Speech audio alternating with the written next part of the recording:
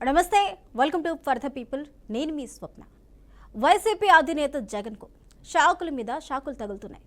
కీలక నేతలు పార్టీ అధికారం కోల్పోయిన నాటి నుంచి కీలక నేతలంతా వరుసగా పార్టీకి గుడ్ బై చెప్తూ ఉన్నారు.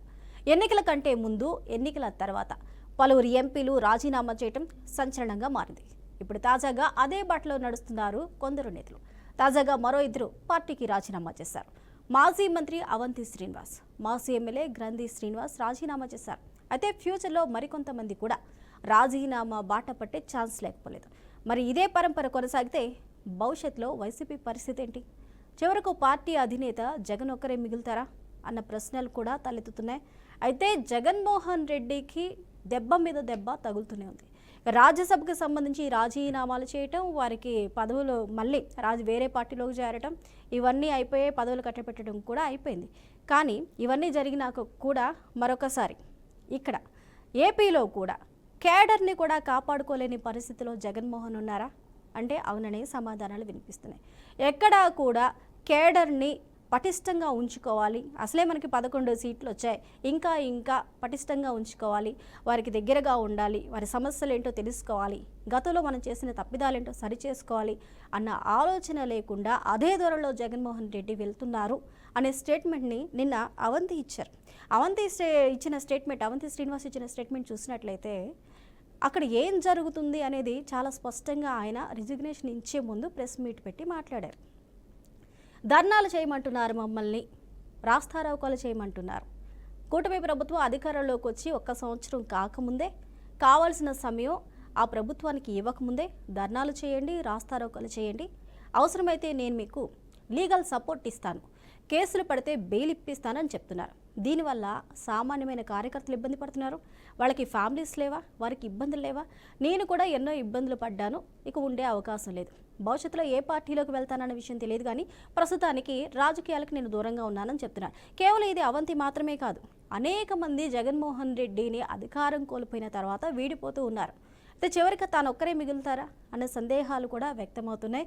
మరి ఈ పరిస్థితికి కారణం ఏంటి? దాన్ని పర్యవేక్షించుకోవాల్సిన అవసరం లేదా అంటే అది కూడా ఇక్కడ కనిపించడం లేదు. అయితే రాబోయే రోజుల్లో సంవత్సరంన్నరలో జమిలీ ఎన్నికలు వచ్చిన తర్వాత మనదే అధికారం అంటూ జగన్ చెప్పడం ఎంతవరకు సమంజసం? ఒకవేళ నిజంగానే జమిలీ ఎన్నికలు వస్తే ఈ 1.5 సంవత్సరంలో అంత మేర వ్యతిరేకత కూటమి ప్రభుత్వం మీద ఉంటుందా అంటే అది లేదు. ఎందుకంటే ఇప్పటి వరకు ఏవైతే ఇచ్చిన హామీలను కొంతవరకు నెరవేరుస్తూనే ఉన్నారు, కొన్ని నెరవేర్చలేకపోయినప్పటికీ కూడా దానికి అనుగుణంగా ఈ 6 నెలల ప్రణాళికలు అయితే రూపొందిస్తూ ఉన్నారు. మరి జగన్మోహన్ రెడ్డి అధికారంలోకి వచ్చిన తర్వాత ఒక్క ఛాన్స్ అనే నినాదంతో వచ్చారు. ఆ ఒక్క ఛాన్స్లో ప్రజలు భారీగా అధికారాన్ని కట్టబెట్టారు, కానీ దాన్ని నిలబెట్టుకోవడంలో విఫలమయ్యారు. ఇప్పుడు క్యాడర్ని నిలబెట్టుకోవడంలో విఫలమవుతున్నారు అనే మాటలు కూడా వినిపిస్తున్నాయి. 30 years నేనే ఉంటానన్నారు, ఒక్క ఛాన్స్ అన్నారు. ఆ ఒక్క ఛాన్స్కే పరిమితం చేశారు, 11 సీట్లకు పరిమితం చేశారు. అయినా కూడా ధోరణిలో మార్పు రాకపోతే పరిస్థితి ఏంటి? ఇలాగే కొనసాగితే రేపో మాపో అసలు వైసీపీ అనేది ఉంటుందా అనే సందేహాలు వ్యక్తమవుతున్నాయి. ఇదే అంశం గురించి మనతో పాటు మాట్లాడడానికి జూమ్ లైవ్లో మనకి వైసీపీ నుంచి పాదయాత్ర వెంకటేశ్వర్ రెడ్డి గారు, అదేవిధంగా కాంగ్రెస్ నుంచి ఎస్కే బాజీ గారు, అదేవిధంగా అనలిస్ట్ కేఎస్ ప్రసాద్ గారు ఉన్నారు. మరి కాసేపట్లో మనకి టీడీపీ మహిళా అధ్యక్షురాలు ఆశా గారు కూడా మనకి యాడ్ అవుతారు. నమస్కారం అండి, అందరికీ నమస్కారం అండి. నమస్కారం. ముందుగా వెంకటేశ్వర్ రెడ్డి గారు, వైసీపీలో జరుగుతున్నది ఏంటి? అసలు ఏం జరుగుతుంది? పార్టీని ఎందుకు ఒకరి తర్వాత ఒకరు వీడిపోతున్నారు? జగన్మోహన్ రెడ్డికి తగులుతున్న దెబ్బ మీద దెబ్బ వెనకాల కారణాలేంటి?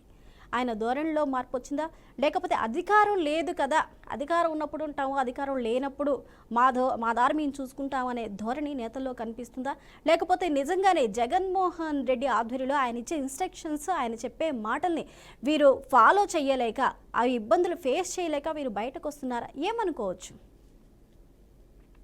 ముందుగా బీఆర్కే న్యూస్ వీక్షకులకి, ప్యానెల్లో ఉన్న పెద్దలకి, రాష్ట్ర ప్రజలకి మీకు శుభోదయం.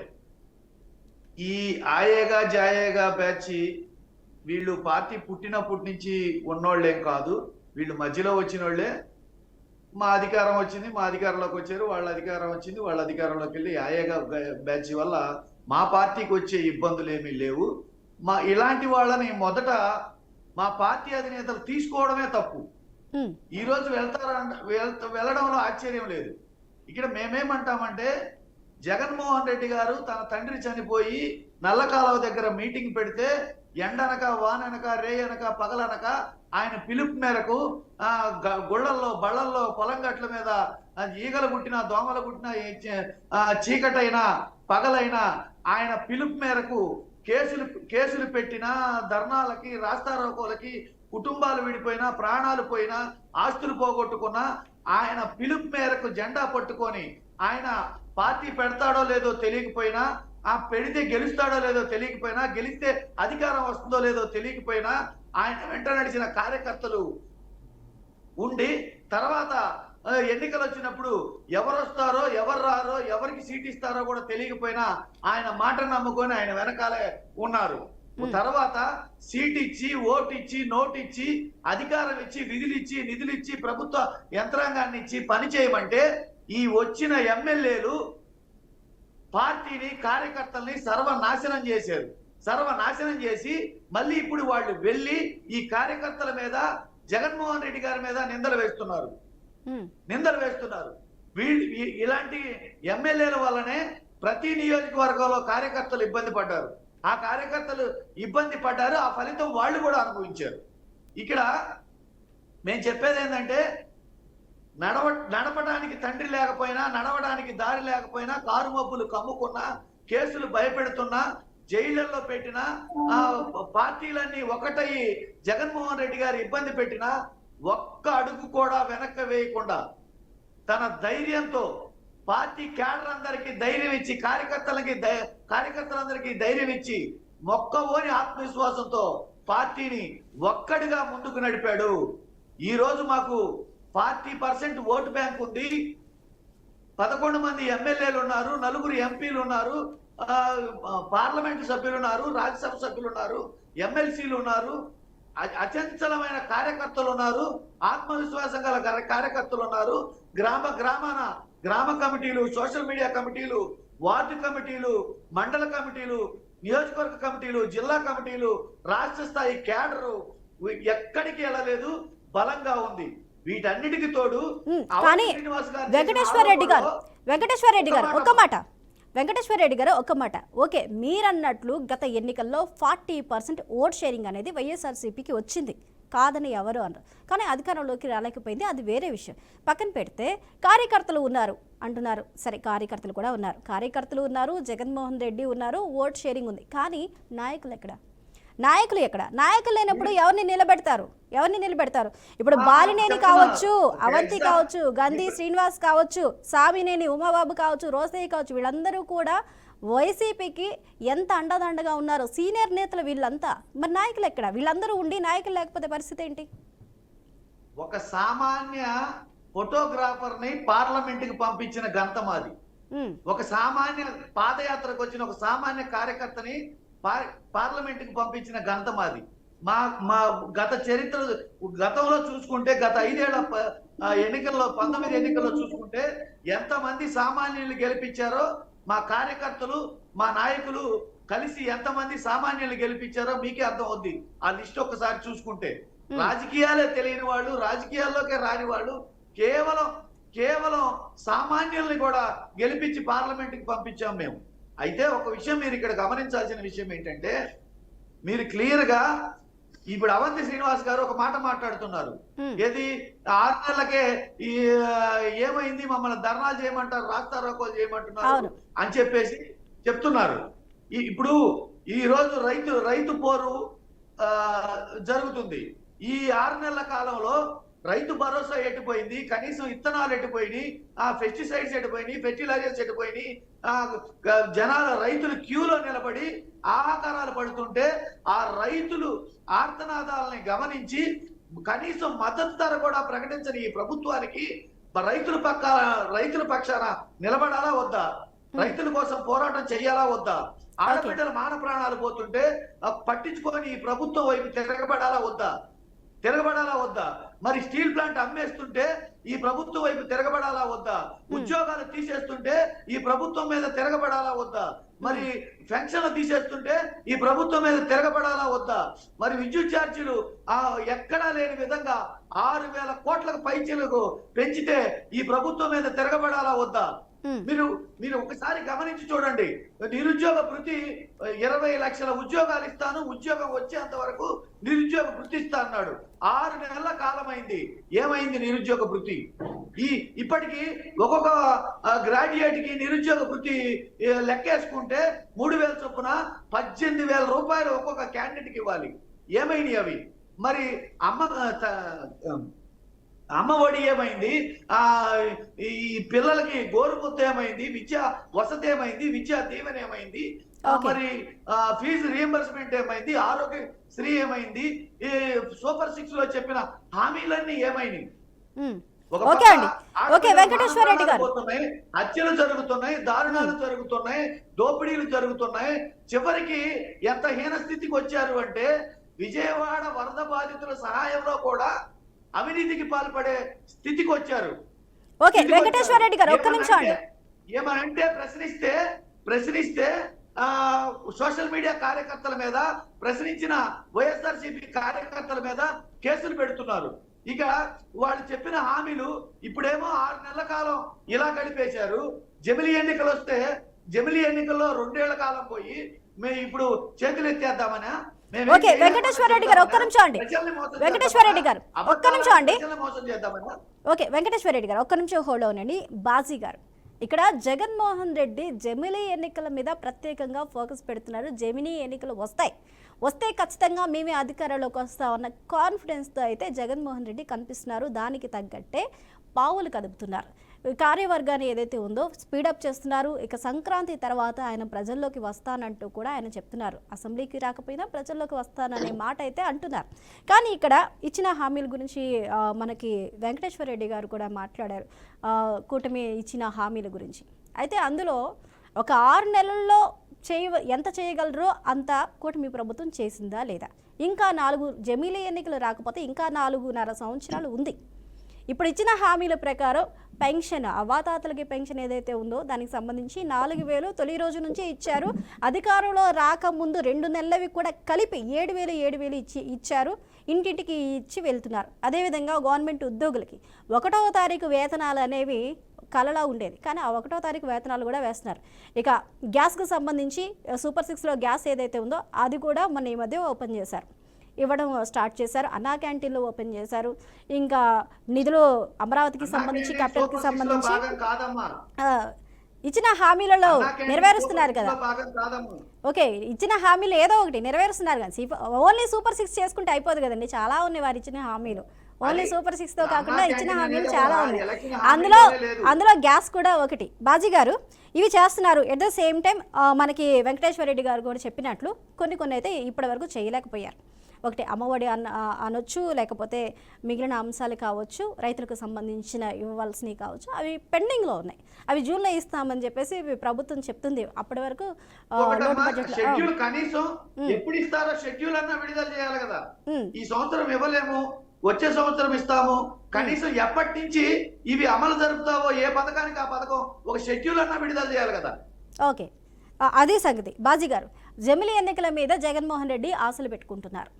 ఎలాగైనా వస్తాయి, కేంద్ర ప్రభుత్వం సమావేశాలు ఆమోద ముద్ర వేయడం జరుగుతుంది, ఖచ్చితంగా జమిలీ ఎన్నికలకు సిద్ధం అవ్వాలి, నెక్స్ట్ నేనే, ఇప్పటికే కూటమిలో వ్యతిరేకత వచ్చింది అంటున్నారు. కానీ ఇటు చూస్తే జగన్మోహన్ రెడ్డిని సొంత కేడర్ నమ్మే పరిస్థితి ఉందా అంటే దానికి భిన్నంగా పరిస్థితులు కనిపిస్తున్నాయి. ఎలా చూడొచ్చు అంటారు బాజీ గారు?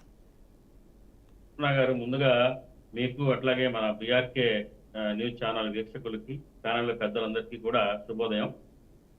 ఇప్పుడు వైఎస్ఆర్సీపీ పరిస్థితి ఏంటంటే అందరూ జాయగాలే కానీ ఆయేగాలు ఎవరు లేరు. ఇవాళ అలా ఉంది. ఎవరు ఆయేగాలు లేరు. వచ్చి పార్టీని బలవంతం చేద్దాం, పార్టీలో చేరతాము అన్న పరిస్థితి ఏమీ లేదు. ఇప్పుడు ఏంటంటే ఇప్పుడు ప్రభుత్వం మీద తిరగబడాలి, జమిలీ ఎన్నికలు వస్తాయి, మళ్ళీ మన అధికారంలోకి ఎంత తొందరగా రావాలి అనే తాపత్రయం ముందు నుంచి కనపడతా ఉంది జగన్మోహన్ రెడ్డి గారు. ఆయన ఎలక్షన్ అయిన వెంటనే మరుసటి నెలలోనే రాష్ట్రపతి పరిపాలన పెట్టాలని ఒక నినాదం పంపించాడు ఆయన. తొందరగా ఏంటంటే తొందరగా ఈ ప్రభుత్వం పడిపోవాలి, మేము అధికారంలోకి రావాలి అని కళ్ళగంటా ఉన్నారు. ఇవాళ పరిస్థితి ఏంటంటే వీళ్ళు తిరగబడ్డా, పొరలబడ్డా, ఏం పడ్డా కానీ వీళ్ళకి నమ్మే పరిస్థితి లేదు ప్రజలు.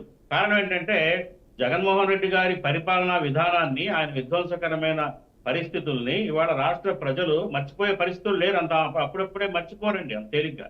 ఎందుకంటే ఆ రకంగా రాష్ట్రంలో ఆర్థిక పరిస్థితిని చిన్నాభిన్నం చేయడం జరిగింది, అందరికీ తెలిసిందే. అట్లాగే అవినీతి కూడా తారాస్థాయికి వెళ్ళింది. సరే, ఇదంతా కూడా ఆయన పరిపాలన యొక్క వైఫల్యాల గురించి మనం మాట్లాడుకుంటున్నాం. ఇకపోతే వ్యక్తిగత అంశాలు కూడా ఉన్నాయి. ఆయన నమ్మారు. ఆయన నమ్మిన వాళ్ళలో కూడా నేను కూడా ఒకడినే. నేను కూడా ఒక 7 సంవత్సరాల పాటు ఆ పార్టీలో పనిచేసిన వ్యక్తిని. నాకు తెలుసు అక్కడ ఏంటో అనేది. ఏంటంటే ఆయన వ్యక్తిత్వం, ఆయన మనస్తత్వం ఏంటంటే చిన్న చిన్న కార్యకర్తలు సైతం కూడా ఇంపార్టెన్స్ ఇచ్చి వాల్యూ ఇచ్చే పరిస్థితి లేదు అక్కడ. కేవలం కొంతమందిని మాత్రమే, ఒక 7-8 మందిని మాత్రమే నమ్మి వాళ్ళ కనుసల్లోనే పార్టీ అంత రాష్ట్ర వ్యాప్తంగా కూడా పార్టీని నడిపే పరిస్థితిలో ఉండింది. రూరల్ స్థాయిలో కానివ్వండి, మండల స్థాయిలో కానివ్వండి, అట్లాగే నగరాల స్థాయిలో కానివ్వండి, జిల్లా స్థాయిలో పార్టీ లేదు. పార్టీ యాక్టివిటీస్ ఏమి లేవు. కేవలం కొంతమందిని బేస్ చేసుకుని మాత్రమే పార్టీ నడిపారు ఆయన. దాని ఫలితమే ఇవాళ ఏంటంటే సంస్థాగతంగా పార్టీ వ్యవస్థాగతంగా లేదు. అంతేకాకుండా ఏంటంటే ఆయన యొక్క తొందరపాటుతనం, మళ్ళీ అధికారంలో రావాలి, ఏదో చేయండి తొందరపాటు తనాన్ని కూడా జీర్ణించుకోలేని పరిస్థితులు ఇవాళ అక్కడ నాయకులు ఉన్నారు.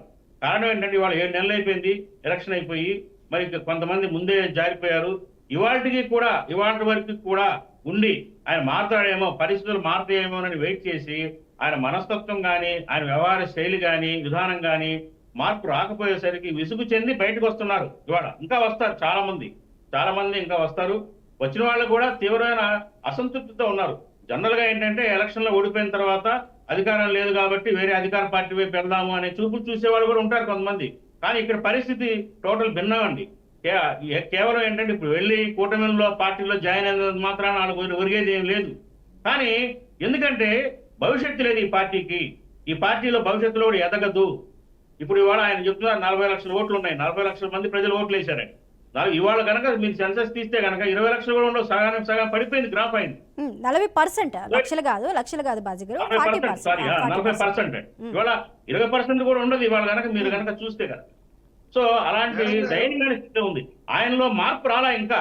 ఆయన ఎందుకు పరిస్థితి వచ్చింది మాకు, ఎందుకు మనం ఓడిపోయాము, ఏం జరిగింది, ప్రజల్లో ఎందుకు తిరస్కరణకు గురయ్యాము, నాయకుల్లో ఎందుకు అసంతృప్తి వస్తుంది అనేది ఆయన ఇప్పటికి కూడా ఆయన రివ్యూ చేసుకునే పరిస్థితులు లేరు. ఆయన పార్టీ వెళ్ళిపోతున్నారు. మీరు ఆగండి నన్ను మాట్లాడండి నన్ను మాట్లాడండి మధ్యలో. ఇప్పుడు ఏనాడైనా వెళ్ళిపోయే వాళ్ళని పిలిచి, ఇప్పుడు చాలా మంది పెద్ద నాయకులు, ఎమ్మెల్యేలు, ఎమ్మెల్సీలు, రాజ్యసభ సభ్యులు, చిన్న స్థాయి కార్యకర్తల దగ్గర నుంచి బయటకు వెళ్ళిపోతున్నారు. కార్పొరేటర్లు, మేయర్లు ఎందుకు వెళ్తున్నారు? ఎవరినన్నా పిలిచి ఆయన మాట్లాడా? ఏంటంటే మీ ప్రాబ్లం ఏంటి మీ ఎందుకు అసంతృప్తి చెందుతున్నారు, మన పార్టీని పునర్నిర్మించుకుందాం అని ఎప్పుడైనా కలిసి కూర్చోబెట్టేవారితో మాట్లాడాడండి? పోయిన అహంకార ధోరణి. అందుకని ఏంటంటే ఇవాళ ఎవరు కూడా ఆయన్ని నమ్మే పరిస్థితి లేదు. ఆ మనస్తత్వం మారాలి. అపరిపక్వత ఇంకా చాలా ఉంది, అసమర్థత ఉంది, పరిపాలనలో ఒక అసమర్థత, అపరిపక్వత, అహంకారం. ఈ మారితే ఖచ్చితంగా పార్టీ ఉంటుంది. ఎందుకంటే అందరూ మా కాంగ్రెస్ పార్టీ నుంచి శ్రేణులందరూ వెళ్ళి చేరారు అక్కడ. ఆయన నమ్మి కుర్రవాడు, యువకుడు, చాలా భవిష్యత్తు ఉన్నవాడు, రాజకీయాల్లో ధృవతారలాగా వస్తాడని చెప్పేసి. కానీ ఆయన 151 సీట్లు ఇచ్చి ప్రజలు ఆశీర్వదిస్తే పరిపాలనలో టోటల్ ఫెయిల్యూర్, రాష్ట్రం అధ్వానమైన పరిస్థితి. కేవలం బటన్ నొక్కి ఏదో చేసేద్దాం, మళ్ళీ నేనే 37 దాకా వస్తానని నమ్మాడు. రాష్ట్రంలో అభివృద్ధి లేదు, అంత అధ్వానమైన పరిస్థితి. పిల్లలు చదువుకుని పిల్లలకు ఉద్యోగాలు లేవు, వలస వెళ్ళిపోతున్నారు. రైతులకి దిక్కు లేదు, ఇవాళ రైతులకి పరిస్థితి లేదు అక్కడ. ఇలాంటి చాలా చెప్పుకుంటూ పోతే చాలా ఆయన పరిపాలనలో చాలా వైకల్యాలు ఉన్నాయి. సో ఏంటంటే ప్రజలు అందుకనే ఆ రకమైన తీర్పు ఇచ్చాడు. భవిష్యత్తులో ఈ పార్టీకి లేవదు, దీంట్లో భవిష్యత్తు లేదు, మళ్ళీ ఆయన మీద కేసులు ఉన్నాయి, ఆ కేసుల్లో ఆయన మనకు జైలుకి కనుక పోతే పార్టీ పరిస్థితి ఏంటి, ఇవన్నీ కూడా ఆ పార్టీ శ్రేణులు ఆలోచించుకుంటా ఉన్నారు. ఇక్కడ భవిష్యత్తు లేదు, ఉండటం అనవసరం, ఆయన ధోరణి కూడా బాగాలేదు అనే ఒక అభిప్రాయానికి వచ్చే ఒక్కొక్కళ్ళు పార్టీని వదిలేసి వెళ్తున్నారు. ఇంకా ఒక పెద్ద క్యూ లిస్టే ఉంది, మనం త్వరలోనే చూస్తూ ఉంటాం. కాబట్టి ఏంటంటే ఇప్పటికైనా కానీ జగన్మోహన్ రెడ్డి గారు తన మైండ్ సెట్ మార్చుకొని పార్టీ శ్రేణుల్ని వాళ్ళ బాధ ఏంటి, వాళ్ళ అసంతృప్తి ఏంటి, వాళ్ళ ఫీలింగ్స్ ఏంటి అని తెలుసుకొని ఆయన సరిదిద్దుకుంటే పార్టీ ఉంటుంది, లేకపోతే పార్టీ కనుమరుగైపోవడం ఖాయం. ఓకే బాజీ గారు, వెంకటేశ్వర రెడ్డి గారు మాట్లాడదామండి ఒక్క నిమిషం. అలా మనం ఏం లేదు. ఒక చిన్న క్వశ్చన్ ఏంటంటే బాజీ గారు కూటమి ప్రభుత్వం తరపున వచ్చారా? ఆయన ఏ పార్టీ తరపు నుంచి వచ్చారు? వ్యతిరేకంగా మాట్లాడితే కూటమి ప్రభుత్వం డౌట్ లేదు సార్, డౌట్ అంటే వచ్చింది. మీరు అనేక డౌట్లు వస్తాయండి మీకు మీకు. డౌట్ వచ్చింది, చెప్పండి సార్.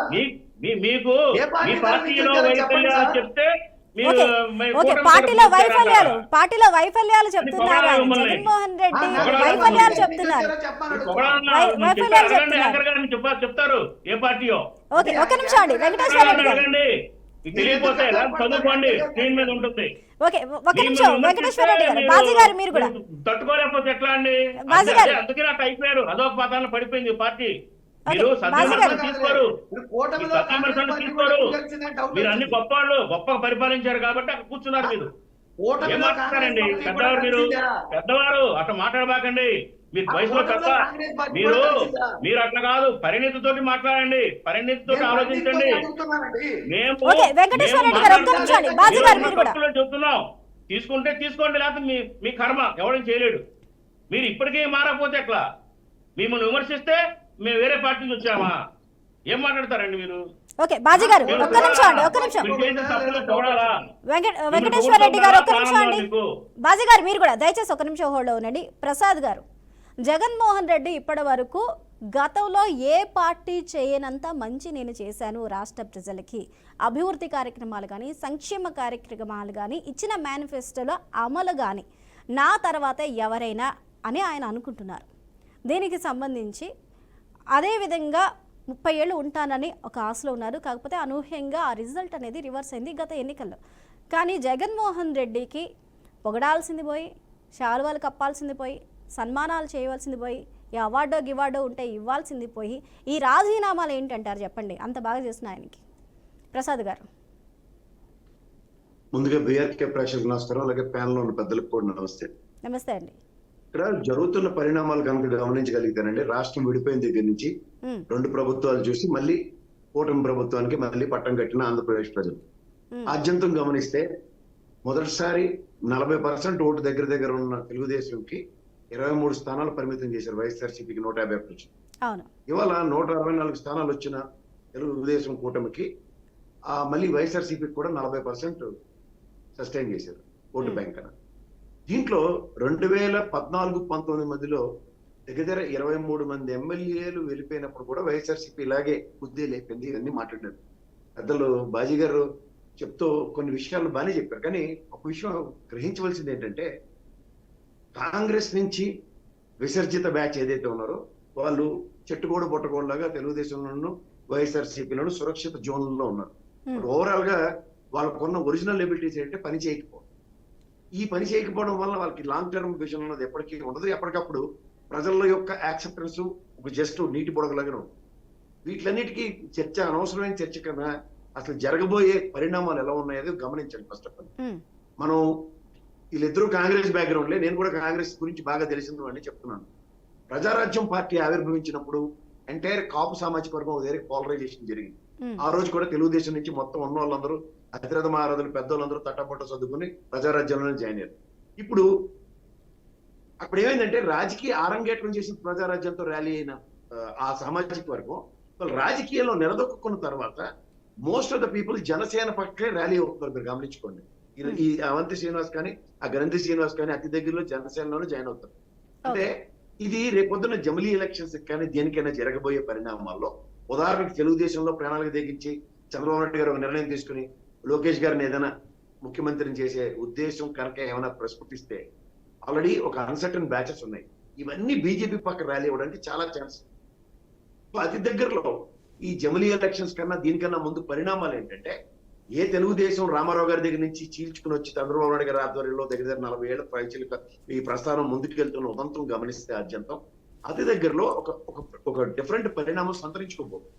ఆ సంతరించుకునే దగ్గర ఏం జరుగుతుందంటే క్యాస్ట్ వైజ్ గా పోలరైజేషన్ జరుగుతున్నాయి. అందుకే మీరు చూడండి, మీరు గమనిస్తే బాబాయ్ అబ్బాయి, తండ్రి కొడుకు, అన్న తమ్ముడు అన్న అండ్ ఒక బావమరిది, ఇదే రాజకీయం ఆంధ్రప్రదేశ్ లో నడుస్తుంది. మీరు గమనించుకోగలిగితే ఉత్తరాంధ్రలో బాబాయ్ అబ్బాయి ఎవరు?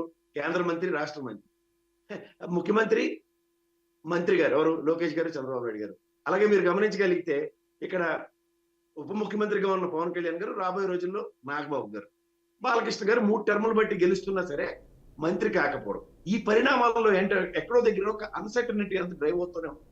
ఈ అన్డ్రైవ్ అయ్యేది ఎక్కడ ల్యాండ్ అవుతుందంటే, ఒక పార్టీ పోలరైజేషన్ నిశ్చితంగా గమనించుకోగలిగితే 21 స్థానాలు క్షేత్రస్థాయిలో మనందరూ ఇక్కడ కూర్చున్న వాళ్ళందరూ ఎన్నాళ్ళు బట్టి పవన్ కళ్యాణ్ గారు గ్రౌండ్ లెవెల్లో నిర్మించుకోలేదు అన్న దగ్గర ఇవాళ మీకు ఒక రీజనల్ పార్టీస్ కి, ఈవెన్ ప్రజారాజ్యం పార్టీ అప్పుడు కానీ, లేదంటే జనసేన పార్టీ కానీ, మొన్నటిదాకా వచ్చిన వైఎస్ఆర్సీపీ కానీ, గతంలో తెలుగుదేశం కానీ, ఇవన్నీ మీరు ఒక మర్రి చెట్లాడి కాంగ్రెస్ పార్టీ ఉంటుంది, దాంట్లోంచి నాయకుల్ని వాళ్ళ క్యాడర్లు ఇలా ట్రావెల్ అయ్యి ఆ పార్టీలో సురక్షితంగా వాళ్ళకి జరిగినంత కాలం జరుపుతూనే ఉంటారు.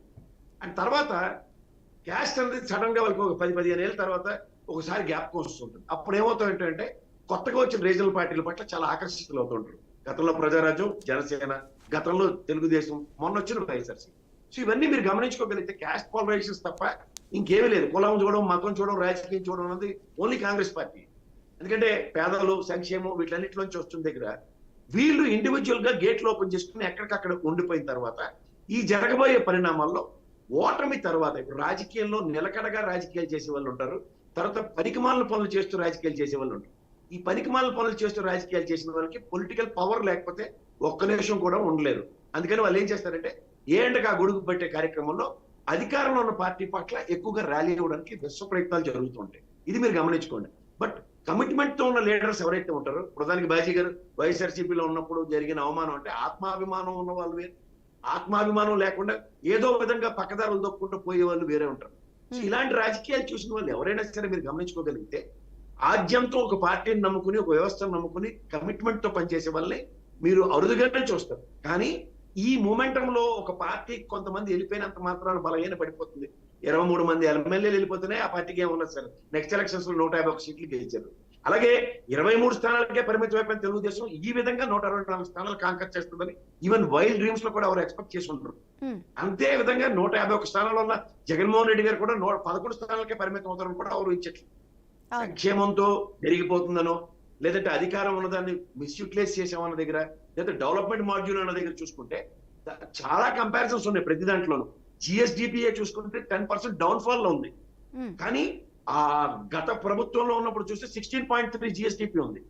గత ప్రభుత్వంతో, దానికన్నా ముందు ప్రభుత్వంతో కంపేర్ చేస్తే దగ్గర 9.8 జరిగి అవుతున్న ఉదాహరణలు ఉన్నాయి. సో ఇవన్నీ మనం అభివృద్ధి సూచికలను చూసుకుంటే అగ్రికల్చర్ సెక్టర్ లో వినూత్నంగా 1,56,00,000 పైచీలక ఎక్స్పోర్ట్ మాడ్యూల్ కనిపించిన దగ్గర 89,680 కోట్ల వ్యవసాయ ఉత్పత్తుల గత 5 సంవత్సరాల పరిమితి కూడా గమనించుకోగలిగితే అభివృద్ధి సూచికలు బాగానే ఉన్నాయి. ఎంప్లాయ్మెంట్ సెక్టర్ క్రియేట్ చేయడంలో 2,34,000 జాబ్ క్యాలెండర్ దగ్గర 2,64,000 పైచీలకు జాబులు క్రియేట్ చేసిన తర్వాత కూడా ఇవేవి సూచికలు కావండి ప్రజలకి. ఒక తమిళనాడు తరహా పాలిటిక్స్ కి తెరలేపినప్పుడు ఏమవుతుందంటే, కొత్తగా అన్న దగ్గర ఇప్పుడు ఉదాహరణకి ఇంట్లో ప్రతి ఒక్కడికి 15,000 వస్తుంది అన్న దగ్గర అట్రాక్టివ్ గానే ఉంటుంది. ఇప్పుడు దాకా వచ్చిన 15,000 దగ్గర ఇలాంటివి డెఫినెట్ గా some percentage of vote bank కి గ్యారంటీగా ప్రభావితం చేస్తాయి. ఆ ఎలక్షన్స్ లో ఏమవుతాయంటే 40-40% నిలకడగా ఉన్న ప్రాంతీయ పార్టీలు కానీ వాటిని పెంచుకోవడానికి వీళ్ళ దగ్గర ఏంటంటే వేలం పాటలు, చీట్ల పాటలు లేనప్పుడు వచ్చే ఉపద్రవాలు. దీన్ని బేస్ చేసుకునే ఒక నాయకుడితో ఇదంతా సర్వం తిరిగిపోతుందంటే, గతంలో ఇదే గంటా శ్రీనివాసరావు వైఎస్ఆర్సీపీలో జాయిన్ అవుతానంటే అవంతి శ్రీనివాస్ గారు ఎన్ని అవరోధాలు, ఎన్ని పాపాంతకాలు క్రియేట్ చేశారు అందరికీ తెలిసింది. ఇవాళ అవంతి శ్రీనివాస్ అనే వ్యక్తి ఇవాళ తెలుగుదేశంలో జాయిన్ అవుతారా, జనసేనలో జాయిన్ అవుతారంటే క్యాస్ట్ ఈక్వేషన్స్ లో గ్యారంటీగా వీళ్ళందరూ ప్రజారాజ్యం పార్టీ నుంచి ఆవిర్భవించిన రాజకీయ నాయకులే. అంటే గ్యారంటీగా అటుపక్క సుముఖత చూపిస్తారు. రాబోయే రోజుల్లో అంటారా ఈ ప్రభుత్వాల నిలకడతనం లేదా జమిలీ ఎలక్షన్స్ అన్నదానికి మీరు గమనిస్తే ఇవాళ పార్లమెంట్ లో బిల్లు పాస్ అవ్వచ్చు, రాజ్యసభకు వచ్చిన ఎవరు బిగ్ స్ట్రెంగ్స్ వాళ్ళకు ఉన్నాయి. ఇవాళ ఎవరెవరు ఏ పార్టీలు ఏ విధంగా ఈల్డ్ అవుతాయి అన్న దగ్గర ఇప్పుడు ఎప్పుడో మనం కొన్ని రోజుల తర్వాత చనిపోతామని చెప్పి రోజు శౌచాలయంలో మంచం వేసుకుని పడుకోం కదా. ఇది ప్రజాస్వామ్యం. ప్రజాస్వామ్యంలో ఒక వ్యక్తుల యొక్క పరిరక్షణ కోసం ఏర్పాటు చేస్తున్న రాజకీయ విధానాల్లో లాంగ్ టర్మ్, షార్ట్ టర్మ్ ఉంటుంది. ఇప్పుడు ఉదాహరణ కాంగ్రెస్ పార్టీ వల్ల జాతీయ స్థాయిలో 99 స్థానాలతో ఉంది.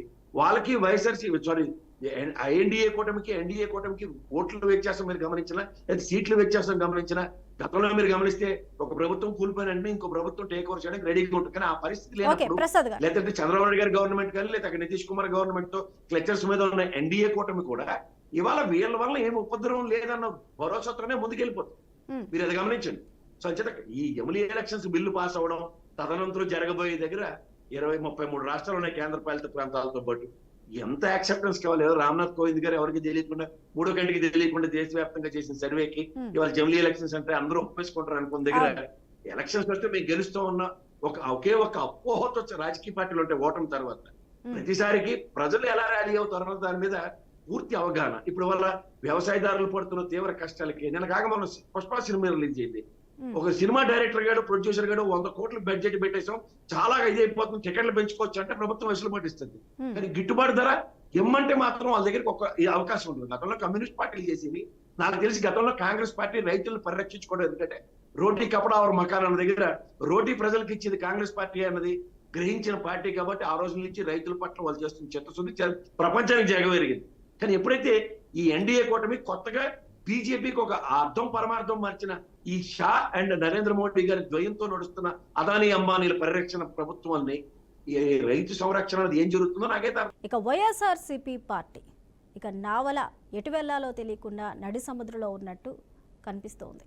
దీనికి సీనియర్ రాజకీయ నాయకులు ఎవరైతే ఉన్నారో గతం నుంచి పార్టీ ఆవిర్భవించిన దగ్గర నుంచి కూడా దండగా ఉన్నారో వారందరూ కూడా ఒక్కొక్కరుగా పార్టీ విడుతున్నారు. దీనికి ఎవరి రీజన్స్ వారివి, ఎందుకు అంటే వారి సమాధానాలు వారి దగ్గర ఉన్నాయి. అయితే ఇది జగన్ సేన లేకపోతే జనసేన అవ్వబోతుందా అనే సందేహాలు కూడా వ్యక్తమవుతున్నాయి. వెంకటేశ్వర రెడ్డి గారు, పార్టీకి ఇకపై భవిష్యత్తు లేదా? క్యాడర్లో ఉన్న నాయకులు ఇదే ఫీల్ అవుతున్నారా? కొన్ని రోజుల తర్వాత జగన్ అరెస్టు తప్పదని భావిస్తూ ఉన్నారా? లేకపోతే ఇక్కడ ఉంటే భవిష్యత్తు ఉండదు, ఇక్కడ ఉంటే అవకాశాలు ఉండవు, ఇక పార్టీ పని అయిపోయింది, నా అంతట నేను నా రాజకీయ ప్రస్థానం పోకుండా, నా రాజకీయ జీవితానికి ఒడిదొడుకులు రాకుండా నేను బయటికి వెళ్ళటమే మంచిది అనే ధోరణికి వచ్చారంటారు. దీనికి కారణాలేంటి? అసలు వైసీపీలో ఎందుకు ఉండలేకపోతున్నారు? అంటే ఇన్ని రోజులు ఉన్నవారు ఇప్పుడు ఎందుకు ఉండలేకపోతున్నారు? ఇంకొకటి, మా ఓటమికి కారణం జగన్మోహన్ రెడ్డినే అనే స్టేట్మెంట్లు కూడా ఇస్తున్నారు. ఎందుకంటే మేము చేయవలసిన పని మమ్మల్ని చేయనివ్వలేదు, మాకు రావాల్సిన నిధులు మాకు రాలేదు, ఇవన్నీ కాకుండా అవంతి చివరికి 5 సంవత్సరాల్లో నా కుటుంబంతో ఉండవలసిన విలువైన సమయాన్ని కూడా నేను పోగొట్టుకున్నాను, సాధించింది ఏమీ లేదు. ఇవన్నీ స్టేట్మెంట్లు ఎలా చూడొచ్చు అంటారు? జగన్మోహన్ రెడ్డి వల్లనే ఓటమి పాలయ్యారా ఎమ్మెల్యేలంతా కూడా?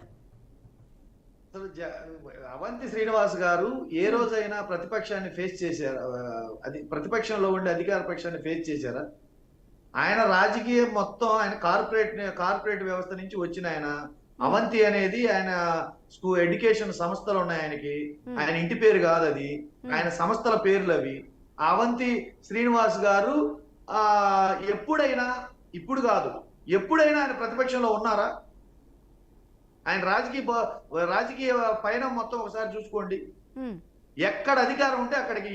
ఇప్పుడు ఇలాంటి వాళ్ళని బట్టి మా పార్టీ పుట్టలేదమ్మా. ఆయన మా పార్టీ పుట్టినప్పుడు ఆయన మా పార్టీలో లేరు. ఈ పోయే వాళ్ళందరూ మా పార్టీ ఆవిర్భవించిన తర్వాత మా పార్టీ అధికారంలోకి వస్తుందని పసిగట్టి వచ్చిన వాళ్ళు తప్పితే వాళ్ళు ఎప్పుడు పార్టీ కోసం పోరాటం చేసిన వాళ్ళు కాదు. ఇక ఇలాంటి ఆవారగాళ్ళు వీళ్ళందరూ చెప్పే మాటలు ఎలా ఉంటాయంటే, వాళ్ళు చెప్పేది ఇప్పుడు ఏమైందని అప్పుడే తొందరపడి పోరాటం చేస్తున్నారు అంటున్నారు.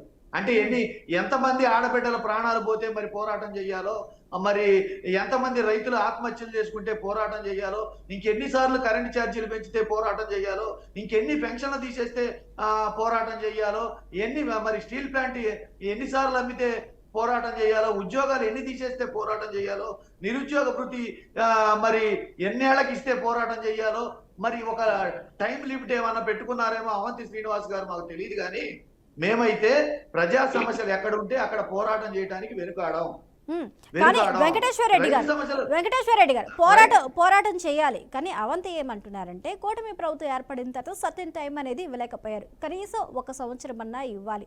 పోరాటాలు చేయకూడదని మేము అంటలేదు, కానీ ఫోర్స్ చేస్తున్నారు. తాడేపల్లిలో కూర్చొని ఆయన ఏమైనా చెప్తారు, ఇక్కడ చేసే వాళ్ళకి మాకు బాధ తెలుస్తుంది, కార్యకర్తలు జైలు పాలవుతున్నారు, ఏమన్నా అంటే బెయిల్ ఇప్పిస్తామంటున్నారు.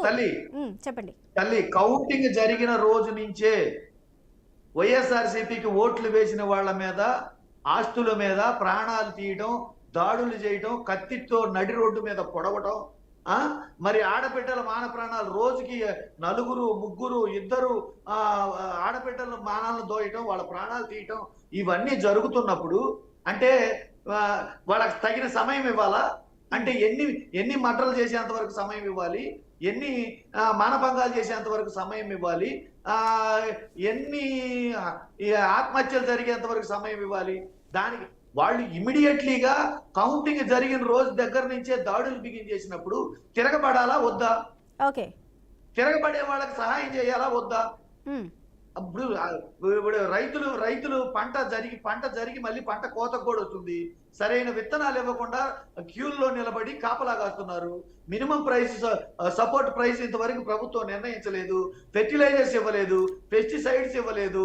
ఆర్పికే గత ప్రభుత్వంలో పెట్టిన ఆర్పికే కేంద్రాలని నిర్వీర్యం చేశారు. వీటన్నిటి మీద రైతులు సమస్యలు ఇబ్బంది పడుతుంటే అంటే తగిన సమయం ఇచ్చేయాల వాళ్ళకి. ఓకే, కానీ వెంకటేశ్వర రెడ్డి గారు ఈ దౌర్జన్యాలు, దాడులు, ఆత్మహత్యలు, వెంకటేశ్వర రెడ్డి గారు ఈ దౌర్జన్యాలు, మానభంగాలు, ఆత్మహత్యలు, కేసులు ఇవన్నీ వైఎస్ఆర్సీపీలో జరగలేదా? శవాల్ని డోల్ డెలివరీ చేసిన సందర్భాలు లేవా? 10వ తరగతి పిల్లాడి నోట్లో పేపర్లో కుక్కి పెట్రోల్ బస్సు తగలబెట్టిన సందర్భాలు లేవా? అత్యాచారాలు జరగలేదా? హత్యలు జరగలేదా? అరెస్టులు జరగలేదు? ఏం జరగలేదు వైసీపీలో? నోరెత్తి మాట్లాడిన వాళ్ళు లోపలేసిన పరిస్థితులు లేవా? అప్పుడు ఇదే విధంగా రాష్ట్రపతి పాలన కావాలని అడిగారు ఎవరన్నా? సమయం అనేది ఇప్పుడు ప్రభుత్వం అన్నాక ప్రభుత్వం అన్న తర్వాత ఉంటాయి, కానీ వాటిని కరెక్ట్ చేసుకోవాలి. చెప్పండి. అప్పుడున్న కూటమి ప్రభుత్వం అడిగిందా లేదా? కూటమి పార్టీలు అడిగినా లేవా? కానీ ఇవన్నీ జరగకముందు, కూటమి ప్రభుత్వం వచ్చిన నెలకి ఇవన్నీ జరగకముందు నెలలోపే అడిగారు రాష్ట్రపతి పాలన. నెలలోపే జరిగినాయి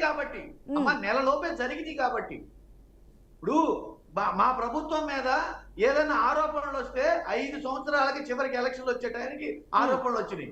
వీళ్ళు గెలిచిన మొదటి రోజు నుంచే మొదలెట్టారు. కౌంటింగ్ జరిగిన మొదటి రోజు నుంచే, ప్రమాణ స్వీకారాలు కూడా జరగక రోజు నుంచే అరాచకాలు, హత్యలు బిగించేశారు, దాడులు బిగించేశారు. చర్యలు తీసుకోమంటాం తప్ప పైగా మేమంటుంది కాదు. ఇది పరిపాలన గాడి తప్పిందని, లా అండ్ ఆర్డర్ పక్కదారి పట్టిందని, ప్రజల్లోకి వెళ్తే మమ్మల్ని తిడుతున్నారని సాక్షాత్తు ఈ రాష్ట్ర డిప్యూటీ సీఎం గారు చెప్పిన మాటలు ఇవి. నేను చెప్తున్న మాటలు కాదు. ప్రజల్లోకి వెళ్తే తిడుతున్నారని అనలేదు, కానీ మిగిలిన అయితే అన్నారు. వాళ్ళు ఒప్పుకున్నారా లేదా? మీరు విన్నారా లేదా? ఓకే, పవన్ కళ్యాణ్ అన్నారు లా అండ్ ఆర్డర్ ఇంకా పటిష్టంగా ఉండాలి, కఠిన చర్యలు తీసుకోవాలని ఆయన అన్నారు. అవసరమైతే హోమ్ మినిస్టర్ ని తీసుకుంటారని కూడా అన్నారు ఆయన. ఒక మాటమ్మా, ఈ రాష్ట్రం అప్పుల పాలైంది. 14 లక్షల కోట్లు అప్పులు చేశారన్నారు. అసెంబ్లీలో ఎన్ని లక్షల కోట్లు చూపించారమ్మా? బడ్జెట్ సమావేశాల్లో ఎన్ని లక్షల కోట్లు చూపించారు? ఆ బడ్జెట్ సమావేశాల్లో పథకాలకి కేటాయించిన నిధులు ఎన్ని? సూపర్ 6 కోసం కేటాయించిన నిధులు ఎన్ని? సూపర్ 6 ఎన్ని హామీలు చెప్పారు? అసలు బడ్జెట్ గెలిచిన తర్వాత, ప్రమాణ స్వీకారం చేసిన తర్వాత బడ్జెట్ ప్రవేశపెట్టడానికి 6 నెలల కాలం పట్టింది వీళ్ళకి. అది ఇప్పుడు పూర్తి స్థాయి బడ్జెట్ తర్వాత ప్రవేశపెట్టారు. అంతకుముందు ఓటన్ బడ్జెట్లు ఉన్నాయి కానండి. అమ్మా, లా అండ్ ఆర్డర్ చూడలేని వీళ్ళు, పరిపాలన చూడలేని వీళ్ళు, బడ్జెట్ కూడా ప్రవేశపెట్టలేని వీళ్ళు, ఇచ్చిన హామీలు నెరవేర్చలేని వీళ్ళు, సొంత అబద్ధాలు ఆడిన వీళ్ళు, వాళ్ళ అబద్ధాలను వాళ్లే ఒప్పుకున్న వీళ్ళు, లక్షల టన్నుల బియ్యము తరలిపోతుంటే కనీసం చర్యలు కూడా తీసుకోలేని వీళ్ళు, వాటిని ఆపలేని వీళ్ళు, ఆడబిడ్డల మాన ప్రాణాలు కాపాడలేని వీళ్ళు, సంక్షేమ హాస్టల్లో తల్లిదండ్రులు లేని పిల్లలకు సరిగ్గా భోజనం పెట్టలేని వీళ్ళు, ప్రభుత్వ పాఠశాలలో భోజనం పెట్టలేని వీళ్ళు, ప్రభుత్వ వైద్యశాలలో మందు బిళ్ళలు కూడా ఇవ్వలేని వీళ్ళు, రైతులకి ఫెర్టిలైజర్స్, పెస్టిసైడ్స్, కనీసం విత్తనాలు కూడా ఇవ్వలేని వీళ్ళు, కనీసం మద్దతు ధర కూడా ఇవ్వలేని వీళ్ళు, విద్యుత్ ధరలు విపరీతంగా పెంచేసి 1000 కోట్లు పెంచేసిన వీళ్ళు పరిపాలన చేయడం అర్హులా? ఓకే, వెంకటేశ్వర రెడ్డి గారు ఒక్క నిమిషం అండి, ఒక్క నిమిషం. ఒప్పుకున్నవే కదా ఇవన్నీ, వాళ్ళు ఒప్పుకున్నవే కదమ్మా, నేను చెప్తున్నాయి కాదు. సాక్షాత్తు డిప్యూటీ సీఎం గారు ఒప్పుకున్నవి ఇవన్నీ. ఆయన లా అండ్ ఆర్డర్ అన్నారు కానీ ఇవన్నీ అనలేదండి వెంకటేశ్వర రెడ్డి గారు. లా అండ్ ఆర్డర్ అన్నారు కానీ మీరు చెప్పిన లిస్ట్ ఎప్పుడు ఆయన చెప్పలేదు. లా అండ్ ఆర్డర్ గురించి మాట్లాడారు, హోమ్ మినిస్టర్ గురించి మాట్లాడారు, లేకపోతే ఇంకా స్ట్రాంగ్ గా ఉండాలని మాట్లాడారు. చెప్పండి. బియ్యం సంగతి చెప్పలేదా? చెప్పారండి. లా అండ్ ఆర్డర్ సంగతి చెప్పలేదా? చెప్పారు. మరి పరిపాలన సంగతి చెప్పలేదా? ప్రజలు మమ్మల్ని తిడుతున్నారన్న విషయం చెప్పలేదా? ఏం చెప్పలేదు ఆయన. ఓకే, ఏం చెప్పలేదు మాట్లాడదాం. చెప్పండి. వెంకటేశ్వర రెడ్డి గారు ఒక నిమిషం హోల్డ్లో ఉండండి. బాజీ గారు కూటమి ప్రభుత్వం ఆ విధంగా ఉంది. వెంకటేశ్వర రెడ్డి గారు చెప్పినట్లు మైనస్లన్నీ కూడా ఒకేసారి ఇలా కుప్పగా పోసేస్తారు ఆయన. అసలు ఏం జరుగుతుంది అనేది. కాకపోతే ఇప్పుడు జగన్మోహన్ రెడ్డి ఇదే విధంగా అక్కడ ఉన్న నేతలు బయటకు వచ్చేస్తే త్వరలో వైఎస్ఆర్సీపీ కాంగ్రెస్లో విలీనం కాబోతుంది. అలాగే కాంగ్రెస్కి సంబంధించి అధికారులతో పెద్దలతో కూడా కొన్ని మంతనాలు జరుగుతున్నాయి. అది గత కొంతకాలం నుంచి అని కూడా నానుడు వినిపిస్తుంది. మరి ఇందులో ఎంతవరకు వాస్తవం ఉంది అంటారు? విలీనానికి వస్తే విలీనం చేసుకుంటారా? ఒక ప్రజారాజ్యం పార్టీని ఈ విధంగా విలీనం చేసుకున్నట్లు ఏమన్నా ఆలోచనలు ఉన్నాయా? అప్రోచ్ ఏమన్నా మీ దగ్గరకు వచ్చిందా? మాకైతే ఆ సమాచారం లేదండి. నేనైతే వ్యక్తిగతంగా మరి మా ఢిల్లీలో అధిష్టానం జగన్మోహన్ రెడ్డి గారి పార్టీ కనుక విలీనం చేస్తానంటే ఒప్పుకునే పరిస్థితి ఉండదు అనుకుంటున్నాను. ఎందుకంటే గతంలో జరిగిన అనుభవాలు కానివ్వండి, జగన్మోహన్ రెడ్డి గారు గతంలో కాంగ్రెస్ పార్టీ పట్ల ప్రవర్తించిన విధానం కానివ్వండి, ఆయన నిజంగా కాంగ్రెస్ పార్టీకి తీరని ద్రోహం చేశారు జగన్మోహన్ రెడ్డి గారు చెప్పాలంటే. ఎందుకంటే ఆయన కాంగ్రెస్ పార్టీ ఎంపీగా ఉంటూ మరి తండ్రి గారు చనిపోతే మన ఓదార్పు యాత్ర పేరుతోటి స్టార్ట్ చేసి టోటల్ గా ఆయన పార్టీ పెట్టి పార్టీలోకి టోటల్ కాంగ్రెస్ శ్రేణులందరినీ కూడా ఆయన తీసేసుకున్నారు. దాంట్లో ఉన్నది మా వాళ్లే, కాంగ్రెస్ పార్టీ వాళ్లే ఇప్పుడు ప్రస్తుతం ఉన్న మంత్రులుగా ఉండండి, ఎమ్మెల్యేలుగా ఉండండి, అనేక స్థానాలు ఉన్నారు. కాబట్టి అంటే ఒక తీరని ద్రోహం చేశారు కాంగ్రెస్ పార్టీకి. కాబట్టి నేను వ్యక్తిగతంగా చెప్తున్నాను, ఆ అధిష్టానం అయితే అలాంటి ప్రపోజల్స్ కి యాక్సెప్ట్ చేస్తుంది అని అనుకోవట్లేదు. ఇకపోతే ఏంటంటే ఇందాక మన పెద్దలు వారు చెప్తున్నారు, జగన్మోహన్ రెడ్డి ఈ ప్రభుత్వం, మీరు అసలు తెలుగుదేశం పార్టీకి సంబంధించిన ఒక ప్రతినిధిని కూడా డిబేట్ లో పెట్టి ఉండాల్సింది. మేము ఏదైనా మాట్లాడితే మీరు కూటమి తరపు మాట్లాడతారా అంటాడు ఆయన. ఇప్పుడు ఆయన ఒక మాట్లాడారు, ఇప్పుడు ఈ ప్రభుత్వం చేయలేకపోతుంది, మేము చేసేసామంటున్నారు. నేను ఒకటే ప్రశ్న అడుగుతా ఉన్నాను. ప్రభుత్వం 2019లో జగన్మోహన్ రెడ్డి గారి ప్రభుత్వం 30 మేన అధికారాన్ని చేపట్టింది. 30 మే అధికారంలో చేపట్టిన తర్వాత వాళ్ళు ప్రతిష్టాత్మకంగా ఇప్పుడు దాకా చెప్పుకుంటున్న అమ్మఒడి స్కీమ్ ఎప్పుడు లాంచ్ అయిందండి? జనవరి 9, 2020. అంటే ఎన్ని నెలల తర్వాత అయిందండి? జనవరి 9, 2020లో లాంచ్ అయింది అమ్మఒడి. అధికారంలోకి ఎప్పుడు వచ్చారంటే మే 30వ తారీఖు వచ్చారు. ఎన్ని నెలల తర్వాత లాంచ్ అయిందండి అది చెప్పండి? 8 నెలల తర్వాత.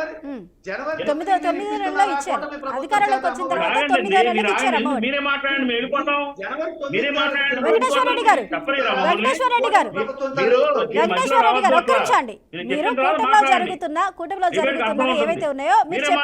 మేమెందుకు? ఇప్పుడు మీరు 8 నెలల తర్వాత అమలు జరిపారు. ఇవాళ ఈ ప్రభుత్వం వచ్చి ఇప్పుడు 6 నెలలు దాటి 7 నెలలు నడుస్తుంది. కానీ చేయకపోతే అప్పుడు మేము కూడా ఊరుకోము కాంగ్రెస్ తరఫు నుంచి. ఇప్పటికే మేము అడుగుతున్నాం, వాళ్ళ ఏదైతే హామీలు ఇచ్చారో సూపర్ 6 హామీలు, అది ఆ డెడ్ లైన్ వాళ్ళు జనవరిలో చేస్తామని అంటున్నారు. జనవరిలో చేయలేదనుకోండి, డెఫినెట్ గా పోరాటం చేయాల్సిందే. ప్రతిపక్షంగా మీరైనా మేమైనా కానీ ప్రభుత్వాన్ని నిలదీస్తాం, అడగకుండా ఉండం కదండి. కాకపోతే ఏంటంటే మనం ఇప్పుడు ఇవాళ ఉన్న ఆర్థిక పరిస్థితుల దృష్ట్యా మనం కూడా మాకు కొంత టైం ఇవ్వాల్సిన అవసరం ఉంది. ఏదో చేస్తున్నారు, కొన్ని అమల్లోకి వచ్చినాయి. ఆ ఉచిత బస్సు ఒకటి, అట్లాగే ఈ తల్లికి వందనం అనే పేరు మార్చిన స్కీమ్ ఒకటి, ఇవన్నీ కూడా ప్రధానంగా ఆశలు పెట్టుకున్నారు మహిళలు. సో దాన్ని ప్రతి బిడ్డకి 15,000 ఇస్తా ఉన్నారు, అది అమలు జరగాల, ఇవన్నీ చేయాలి. ఇది కేవలం ఈ 5-6 అంశాలే కాదండి, ఇంకా చాలా ఉన్నాయి వాళ్ళు చేయాల్సిన రాష్ట్రంలో. వాళ్ళు ఏదో ప్రామిసులు చేసిన వరకే మనం మాట్లాడుకోవటం కాదు. ఈ రాష్ట్రాన్ని ఎంతో గొప్పగా అభివృద్ధి చేస్తాం, ఆర్థికంగా చాలా ముందుకు తీసుకెళ్తామని చెప్పి ప్రజలకు హామీ ఇచ్చారు. అవన్నీ కూడా చేయాలి. వాళ్ళు చేయకపోతే ఈ 5 ఏళ్ల టెన్యూర్లో మళ్ళీ వాళ్ళ కుర్చీలన్నీ ఖాళీ అయిపోతాయి, ప్రజలు మళ్ళీ వెనక్కి పంపించేస్తారు, అనుమానమే లేదు అందులో. కాబట్టి ఏంటంటే మనం ఒక నిర్మాణాత్మకంగా ఆలోచించాలా. గవర్నమెంట్ వచ్చి 6 నెలలు అవుతుంది, ఆర్థిక పరిస్థితి జీతాలు ఇవ్వడానికి పరిస్థితుల్లో ఉంది, ప్రొడక్టివిటీ లేదు, ఇన్కమ్ లేదు. కేవలం కేంద్రం మీద ఆధారపడే ఏదైతే ఈ ప్రాజెక్ట్స్ అన్నింటినీ ముందుకు తీసుకెళ్లాలా, క్యాపిటల్ సిటీ కానివ్వండి, పోలవరం కానివ్వండి, ఇవాళ మనం ఎంతసేపు ఆ ఊపిరాన్ని కూడా మాట్లాడటం అనేది ఎంతవరకు సమంజసం అంటాను నేను. జనవరి అన్నారు, జనవరి డెడ్ లైన్ పెట్టారు వాళ్ళు. జనవరి వరకు ఈ ఏదైతే వాళ్ళు హామీలు ఇచ్చినాయి అమలు జరగకపోతే డెఫినెట్ గా రోడ్డు మీదకి వచ్చి తిరగబడాల్సిందే, ప్రజలే తిరగబడతారు. ప్రజలే తిరగబడతారు. ప్రజలను మన ప్రతిపక్ష పార్టీలు కూడా ఊరుకోనీరు. ఏం చేస్తున్నారు మీరు అడగండి అని అంటారు, మనల్ని అంటారు. కాబట్టి ఏంటంటే ఇట్ ఈస్ టూ ఎర్లీ. మనం టైం ఇద్దాం, టైం అడుగుతున్నారు వాళ్ళు. ఈ మధ్యలో మన వరదలు వచ్చినాయి, వరదల్లో ఒక నెల 2 నెలలు వేస్ట్ అయిపోయింది, కొంత వాళ్ళ యంత్రాంగం డిస్టర్బ్ అయిపోయింది. సో ఏంటంటే ఇవాళ ఆర్థిక పరిస్థితులు అంతంత మాత్రంగానే ఉన్న నేపథ్యంలో మనం కొంత వేచి ఉండటం అవసరం. జనవరి తర్వాత నుంచి కూడా వాళ్ళు ఇలాగే ఉన్నారనుకోండి, అప్పుడు డెఫినెట్ గా మనం తిరగబడాల్సిందే, అడగాల్సిందే, పోరాటాలు చేయాల్సిందే. మీరైనా సంవత్సరం తర్వాత కానీ మీరు అప్పట్లో మీరు ఈ స్కీములు నవరత్నాలు సంవత్సరం తర్వాత కానీ రాలా అమల్లోకి. అవును, అది గుర్తుపెట్టుకోండి. మనం టూ ఇయర్లీ మాట్లాడటం కరెక్ట్ కాదు. సో Okay, ఏంటంటే బాజీ గారు. డెఫినెట్ గా వెయిట్ అండ్ సీ. వాళ్ళు చేయలేకపోతే ఖచ్చితంగా నిలదీయాల్సిందే, పోరాటాలు చేయాల్సిందే. ఓకే బాజీ గారు, ఒక నిమిషం హోల్డ్ అవ్వండి. ప్రసాద్ గారు, గంటకొకరు, అరగంటకొకరు, మరి తర్వాత గంటలో ఎవరు వెళ్ళిపోతారా అన్నది కూడా ప్రశ్నార్థకంగా ఉంది. ఇంకా కూడా లిస్ట్ అనేది చాలా ఉందనే చెప్తున్నారు. అయితే ఇక్కడ కూటమి కొంచెం కంట్రోల్ చేస్తుంది కాబట్టి ఆ మాత్రం నేతలైనా వైసీపీలో ఉన్నారు. ఒక్కసారి గేట్లు ఓపెన్ చేస్తే ఆ మాత్రం ఉండరు. ఇంకా మిగిలేది 4-5 చేతి వేళ్ల మీద లెక్క పెట్టచ్చు, మిగిలిన వారందరూ మిగలరు అంటున్నారు. కాకపోతే అసలు ప్రజలు అక్కడ ఉన్న వైసీపీ నేతలు ఎందుకు ఓడించారు? 1, 2 లేకపోతే 100-500 ఓట్లతో కదా 30,000-50,000 ఓట్ల మెజార్టీతో కూటమి నేతలని గెలిపించుకున్నారు. అయితే ఇప్పుడు అదే వైసీపీ వారిని, ఓటమి పాలైన వైసీపీ వారిని రాజీనామా చేసిన తర్వాత ఇటు జనసేనలోకి వచ్చే అవకాశాలు ఎక్కువగా ఉన్నాయి. జనసేనలో చేరుతారు అని కొన్ని విశ్వసనీయ వర్గాల సమాచారం కూడా ఉంది. అలాంటప్పుడు ప్రజలు ఓడించే ఉపయోగం ఏంటి? ఇది ఎవరికి నష్టం? ప్రసాద్ గారు తీసుకొచ్చి ఎవరైతే వ్యతిరేకత వచ్చి మాకు నచ్చలేదని చెప్పేసి ప్రజలు పక్కన పెట్టారో వారిని తీసుకొచ్చి నేను టీడీపీలో కలుపుకుంటాను, నేను బీజేపీలో కలుపుకుంటాను, నేను జనసేనలో కలుపుకుంటాను అంటే ప్రజలు వద్దంటేనే కదా వారు పక్కన ఉన్నారు. మళ్ళీ తెచ్చుకొని పక్కన పెట్టుకోవడంలో ఉద్దేశం ఏంటి? ప్రసాద్ గారు. అట్లా బాజీ గారు చెప్పింది మీరు అడిగారు చూడండి, కాంగ్రెస్ లో వైఎస్ఆర్సీపీ విలీనం అవుతుంది. అది కాదు జరగబోయేది ఆంధ్రప్రదేశ్ రాష్ట్రంలో. జనసేన పార్టీ బీజేపీలో విలీనమై బీజేపీ పార్టీ సెకండ్ స్టెంట్ పార్టీగా ఎమర్జ్ అవ్వబోతుంది రాబోయే రోజుల్లో. ఇది ఇన్విటబుల్ సిచ్యువేషన్. ఇది ఎంత ఉపద్రవం అంటే వైఎస్ఆర్సీపీ కన్నా తెలుగుదేశానికి చాలా పెద్ద ఉపద్రవం. ఇది గమనించుకోండి ఫస్ట్. ఎందుకంటే వాళ్ళు ఒక డోర్ ఓపెన్ చేసిన తర్వాత ఇలా ఆర్థిక నేరస్తులకి స్వర్గధామం ఏదంటే బీజేపీ పార్టీ. ఆర్థిక నేరస్తుల్ని సురక్షితంగా చేసుకునే పార్టీ ఏదైనా ఉందంటే అది ఖచ్చితంగా బీజేపీ పార్టీ. అంచేత ఇవాళ పొలిటికల్ యాగనీలో పొలిటికల్ లీడర్స్ లో most of the corrupted leaders వాళ్ళు ఎక్కడ ఉనికి నిలబెట్టుకోలేక ఆగమాగం అయిపోయి పార్టీలు మారిపోతున్న వాళ్ళంతా మీరు ఆ దృష్టికోణంలోనే చూడండి. వాళ్ళు ఖచ్చితంగా సురక్షితమైన ప్లేస్ ఏదంటే బీజేపీ అంటారు. రెండోది జనవరిలో పండగ గిఫ్ట్ కింద జనసేన పార్టీ బీజేపీలో మరిచైతే రాష్ట్రంలో జరగబోయే ఉపద్రవాలు మామూలుగా ఉండవు. ఎవరెవరు ఎలా ఉంటారో ఏమవుతుందో ముఖ చిత్రమే మారిపోతుంది. జమిలీ ఎలక్షన్స్ కన్నా ఇంకా తీవ్ర పరిణామాలు ఉంటాయి. ఎందుకంటే ఆనాటి నాదెండ్ల భాస్కర్ గారు మళ్ళీ ఒకసారి ఇంకో రూపంలో కనబడబోతారు ఆంధ్రప్రదేశ్ రాష్ట్రం. దిస్ ఈస్ తథ్యం. ఇది గమనించుకోండి ఫస్ట్ థింగ్. రెండోది ఇవాళ ఈ పార్టీలో ఆ పార్టీని అవహేళన చేసుకుంటూ కాలక్షేపం జరుగుతుంది. అంటే ఏంటి అంటే ఇప్పుడు నాదెండ్ల భాస్కర్ గురించి మీరు మాట్లాడుతున్నారంటే ఇప్పుడు బీజేపీలో మర్చిపోతే పవన్ కళ్యాణ్ సీఎం అవుతారంటారేంటి? డౌట్ ఏమైనా ఉందా మీకు? చెప్పండి. అంటే ఆ రోజు ఆనాడు ఎన్టీఆర్ కి సంబంధించి నాదెండ్ల భాస్కర్ వెనకాలండే ఆయన చేసిన దానికి రాష్ట్రపతి మాట్లాడిన దానికి అధికారంలో అప్పుడు కాంగ్రెస్ ఉంది, మరి ఉంది. నాదెండ్ల భాస్కర్ని కొన్ని రోజులు, ఒక 21 రోజులు 22 రోజులు ఆయన ముఖ్యమంత్రిగా చేశారు. ఆ తర్వాత మళ్ళీ ఎన్టీఆర్ పోరాటంతో మళ్ళీ చెప్పండి. నాదెండ్ల భాస్కర్ చరిత్ర ఎందుకు దమిడికి పనికిరాదు. కర్ణాటక మొన్న మహారాష్ట్రలో జరిగిన ఇప్పుడు సేమ్ రిపీట్ అవుతుందంటారు మరి పవన్ కళ్యాణ్ విషయంలో కూడా? మీరు మాట్లాడుకోండి, అయితే నేను వెళ్ళిపోతాను. చెప్పండి, సేమ్ రిపీట్ అవుతుంది అంటారు ప్రసాద్ గారు? చెప్పండి, నేను మీతోనే మాట్లాడుతున్నాను.